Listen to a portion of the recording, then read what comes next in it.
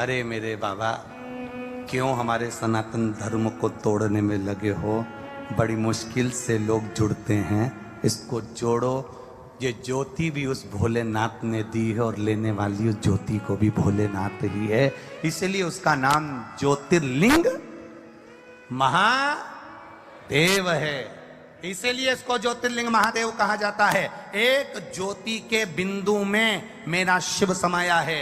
कभी ब्रह्म कुमारी आश्रम में जाकर देखना, कभी ब्रह्म कुमारियों की बेटियों के पास में, ब्रह्म कुमारी दीदियों के पास में, माताओं के पास में बैठकर देखना। एक छोटा सा फोटो देंगे, उसमें एक ज्योति बनी होगी, उसकी किरणें निकली होगी। एक ज्योति से परमात्मा समाया है। यह ज्योति, ये ज्योतिर्लिंग का स्वरूप है, जिससे हम तुम संसार सागर सब प्रकट हुआ है। भगवान शिव से भगवान नारायण प्रकटे हैं, भगवान नारायण से भगवान ब्रह्मा प्रकटे हैं, भगवान ब्रह्मा से ये संपूर्ण संसार सागर प्रकटा है। संपूर्ण संसार सागर ये सब शिव का दिया हुआ है।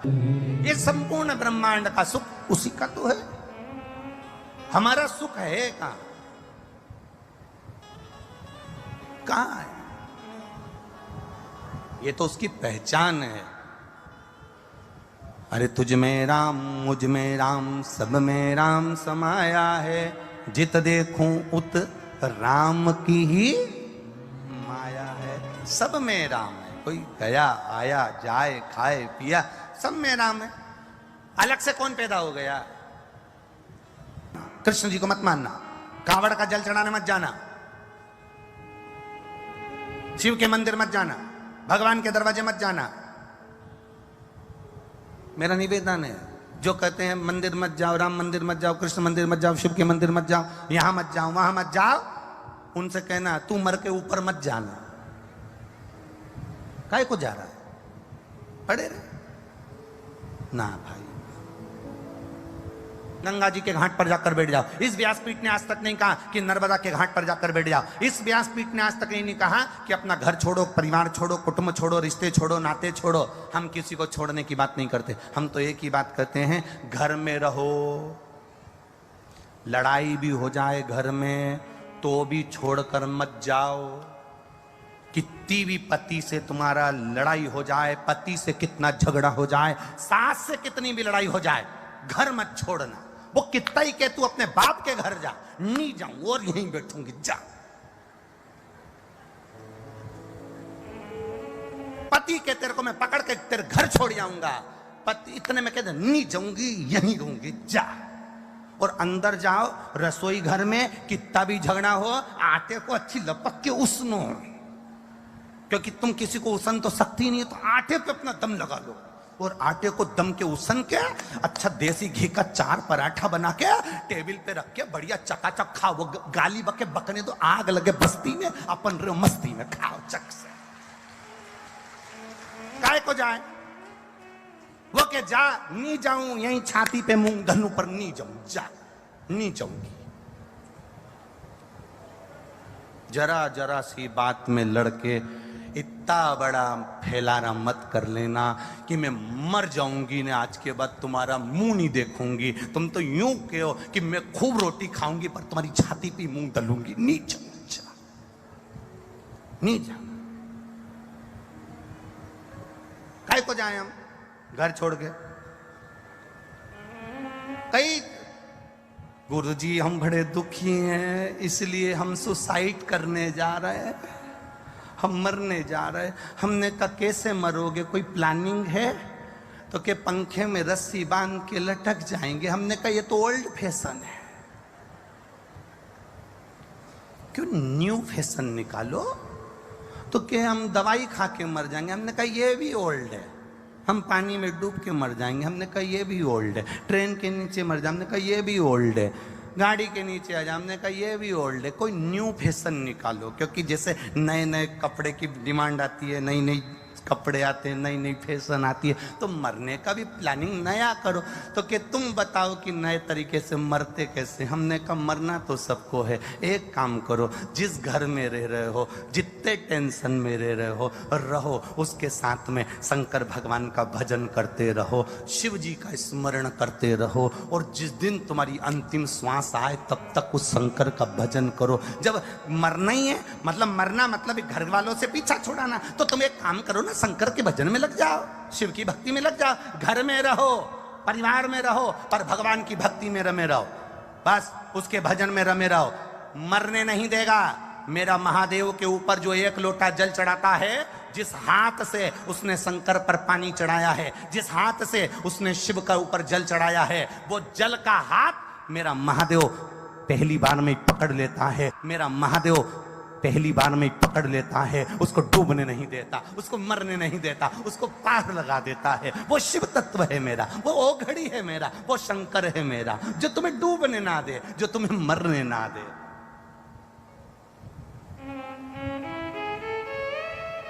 पकड़ लिया उसने हाथ तुम्हारा, पार लगा दिया उसने।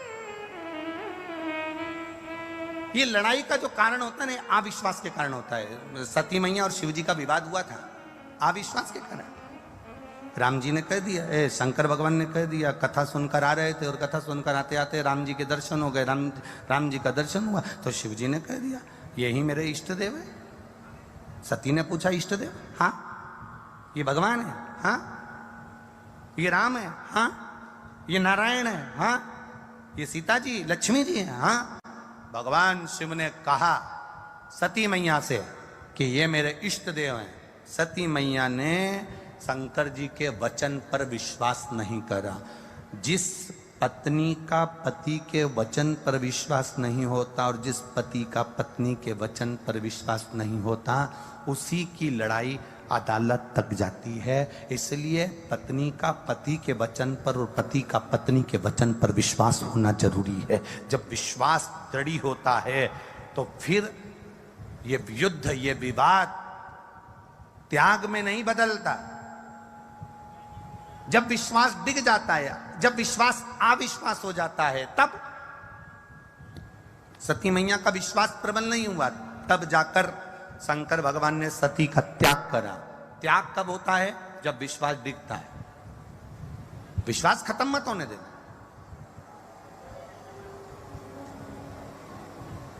भरोसा खत्म नहीं होना चाहिए। अगर भरोसा खत्म हो गया, विश्वास खत्म हो गया, तो परमात्मा नहीं मिल पाता। इस व्यासपीठ से हमने तो आपको कह दिया कि शंकर जी पे जल चढ़ाओ, शिव जी सब संभाल लेगा। मालूम पड़े 2-4 महीना, 3 महीना, 5 महीना चढ़ाया और उसके बाद तुम्हारा विश्वास डिग गया, कोई आ गया, किसी ने कह दिया कहाँ सीवर वाले महाराज के चक्कर में पड़े हो, चलो मैं तुमको ऐसी जगह लेकर चलता हूं, वो महाराज जी बस ऐसी बूटी घुमाते हैं और हंडा निकाल कर दे देंगे, तुम्हारा काम सफल कर देंगे ना।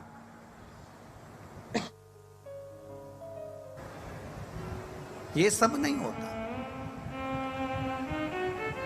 किसी अंधविश्वास की ओर हमको नहीं जाना, किसी आडंबर की ओर हमको नहीं जाना। हम सनातन धर्म के पहरी हैं। सनातन धर्म के अंदर ना आडंबर होता है, ना अंधविश्वास होता है। सनातन धर्म में मूर्ति पूजन का प्रमाण है।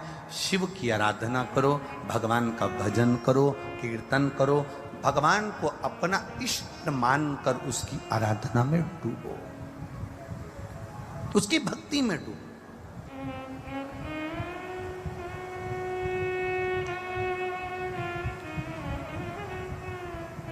वो कहे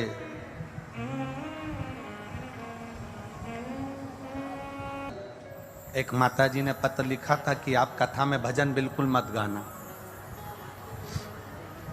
उसमें नीचे लिखा था तुम भजन गाते हो, हम खड़े होते हैं और बाहर वाले अंदर घुस जाते हैं। हमारी जगह पे वो बैठ जाते हैं और हम खड़े होकर नाचते रहते, और बाद में उनको हटाओ तो वो लड़ते हैं। तो तुम पूरी कथा में भजन मत गाना। अब अलवर वालों तुम बता दो हम क्या करें?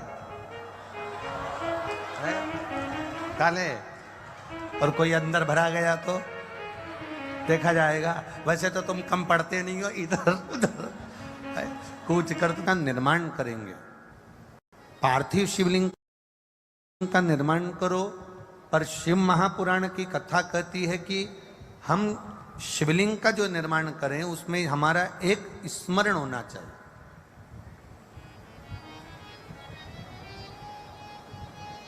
बहुत बड़े शिवलिंग का निर्माण हमें नहीं करना। थोड़ी सी मिट्टी लाकर अपने हाथ को जैसे थाली में रख लेते हैं और इस अंगूठे को बड़ा कर लेते हैं, बस इन आकृति से बड़ा शिवलिंग हमारे आराधना में हम अर्थात अपने पार्थिव लिंग का निर्माण ना करते हुए बस इतना बड़ा शिवलिंग का निर्माण कर कर उसकी हम आराधना करें। कितना सुंदर कहा। घर के अंदर जो शिवलिंग होता है वो 4 उंगल का होना चाहिए, अर्थात बस इससे बड़ा शिवलिंग हमारे घर के अंदर ना होते हुए जितना छोटा हो जाए, जितना छोटा होते चले जाए और छोटा, जितना छोटा शिवलिंग होता है उतना हमें जीवन का एक आनंद की अनुभूति कराता रहता। प्रयास करो। शंकर भगवान के मंदिर में जब हम जाएं, शिवालय में जब हम पहुंचे,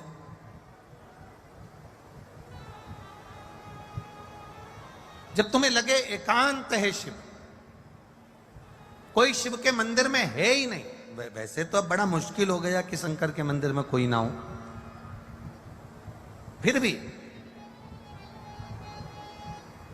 शिवालय जाएं, जब तुम्हें लगे कि अंदर से बड़ी दुखी हूं, बहुत कष्ट है जीवन में, वो कष्ट हमारा मिट ही नहीं रहा, ऐसा हो ही नहीं सकता कि मेरा महादेव ना संभालता। एक पत्र आया है, पत्र तो बहुत सारे हैं, उसमें एक लिखा किसी ने, गुरुदेव मेरा नाम खाली न जाता दर से तुम्हारे, मैं भी खड़ी हूं नंगी बाहें फंसाए, अपने हृदय से लगा लो गिरा जा रहा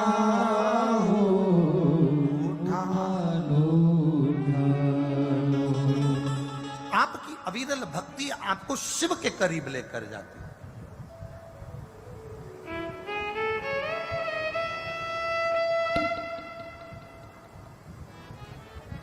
शिवलिंग की चरणारविंद को ढूंढने के लिए भगवान नारायण और शीश ढूंढने के लिए ब्रह्मा जी गए, नहीं मिला।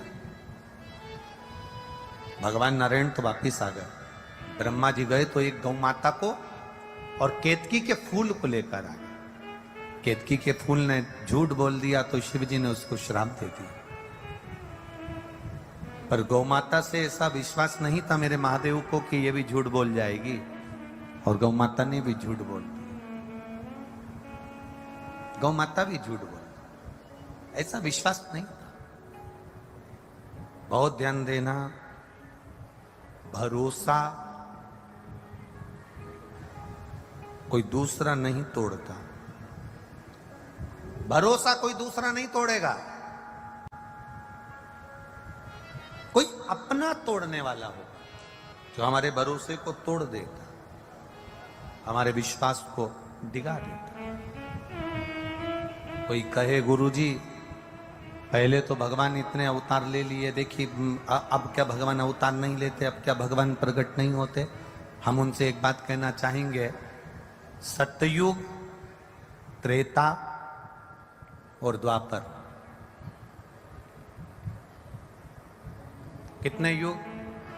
जम के बोलो जरा, सतयुग, त्रेता और द्वापर, ये तीनों, सतयुग, त्रेता और द्वापर, इन तीनों को मिला लो तो भगवान ने 24 अवतार लिए। कितने अवतार लिए? 24 अवतार धारण। ठीक है। अगर एक सहज भाषा में देखा जाए तो सतयुग, त्रेता, द्वापर, इन तीनों युग को मिला लो तो भगवान ने 24 अवतार लिए। भगवान 24 बार पृथ्वी पर आए, पर अगर सही मायने में देखा जाए तो केवल कलयुग का आंकड़ा लगाकर देखना तो मेरे भगवान 55 बार पृथ्वी पर प्रकट होकर दर्शन देकर चले गए, केवल कलयुग में। सतयुग, त्रेता और द्वापर का आंकड़ा लगाओगे तो 24 बार भगवान पृथ्वी पर आए, पर केवल कलयुग का आंकड़ा लगाओगे तो कलयुग में भगवान 55 बार पृथ्वी पर आकर गए। रामकृष्ण परमहंस के लिए कई बार आए, संत तुकाराम जी के लिए कई बार आए, मीराबाई के लिए कई बार आए, चैतन्य महाप्रभु जी के लिए कई बार आए, श्रीमद वल्लभाचार्य जी के लिए कई बार आए, रामानुजाचार्य जी के लिए महाराज जी के लिए कई बार आए, श्री निम्बार्काचार्य जी के लिए भगवान कई बार आए। पृथ्वी पर मेरे परमात्मा इस कली काल में, मीरा कलयुग की थी, रामकृष्ण परमहंस कलयुग में थे, चैतन्य महाप्रभु कलयुग में थे, संत तुकाराम कलयुग में थे, ये सब कलयुग के थे। सतयुग, त्रेता, द्वापर का आंकड़ा मिलाओ तो 24 बार भगवान पृथ्वी पर आए हैं, पर कलयुग का आंकड़ा मिलाओ तो 55 बार भगवान पृथ्वी पर आकर गए हैं। सबसे ज्यादा मेरा भगवान अगर पृथ्वी पर आया तो कलयुग में आया। क्यों? क्योंकि भगवान को मालूम है कि कलिकाल घोर कुठार है, यहां लोग ताना देते हैं तो लोगों का हृदय दुख जाता है, अपशब्द कहते हैं तो दिल दुख जाता है, किसी ने कुछ कह दिया तो दिल दुख जाता है। मीराबाई को कितना कितना कहा, राणा जी ने कितना कहा, संबोधन कितने दिए, जहर का प्याला भेज दिया, सांप का पिटारा भेज दिया, कितने कितने शब्दों से उसको कहा गया।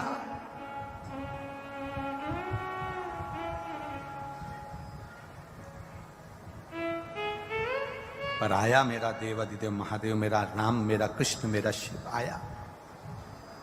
मेरे चैनल को लाइक करो, सब्सक्राइब करो, कमेंट करो, शेयर करो। सतयुग, त्रेता, द्वापर को मिलाओगे तो 24 बार भगवान पृथ्वी पर आए हैं। कलयुग का आंकड़ा निकालोगे तो 55 बार भगवान पृथ्वी पर, चरण पकड़ कर रख लोगे तो 56वीं बार भगवान तुम्हारे लिए पृथ्वी पर आ सकते हैं। ये निश्चित है, वो आएगा।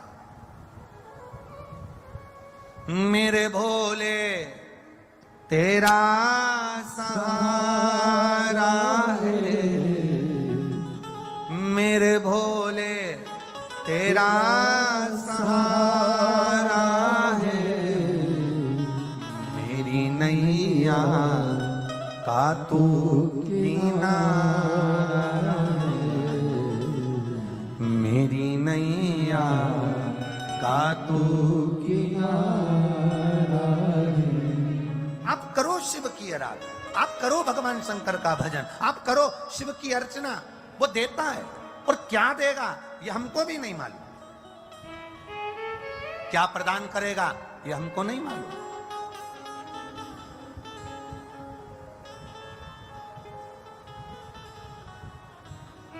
अभी पुष्कर राजस्थान में कथा हुई और वहां भी खंडेलवाल परिवार ही कथा कराए। एक बात आपको कहना चाहेंगे, पुष्कर राजस्थान की बड़ी सुंदर बात, राजस्थान की ये बात जिंदगी में हम कभी नहीं भूल पाएंगे। जो उस पुष्कर राजस्थान में एक बात हुई, वहां जितनी दुकानों पर, जितनी होटलों पर और जितने घरों में माताएं काम करती थी या जो पुरुष लोग काम करते थे, झाड़ू पोछा बर्तन वाले, वो अपने अपने सेठ जी से 7 दिन की छुट्टी मांगी।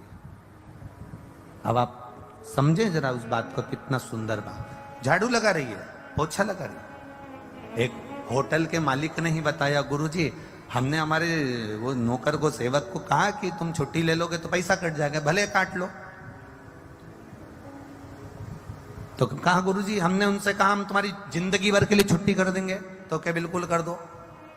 पर गुरुजी क्या वर्णन करूं, वो सेविका, वो नौकरानी, वो दासी, काम करने वाली छुट्टी कर कर चली गई और उसके घर में रहकर वो रोज 2 डब्बे रोटी बनाती और थोड़ा सा बेसन बनाती और कथा के पंडाल में कथा सुनकर 5-6 लोगों को 2-2 रोटी और बेसन खिलाकर आ जाती। गुरुदेव हम क्या कहें, ये भक्ति है।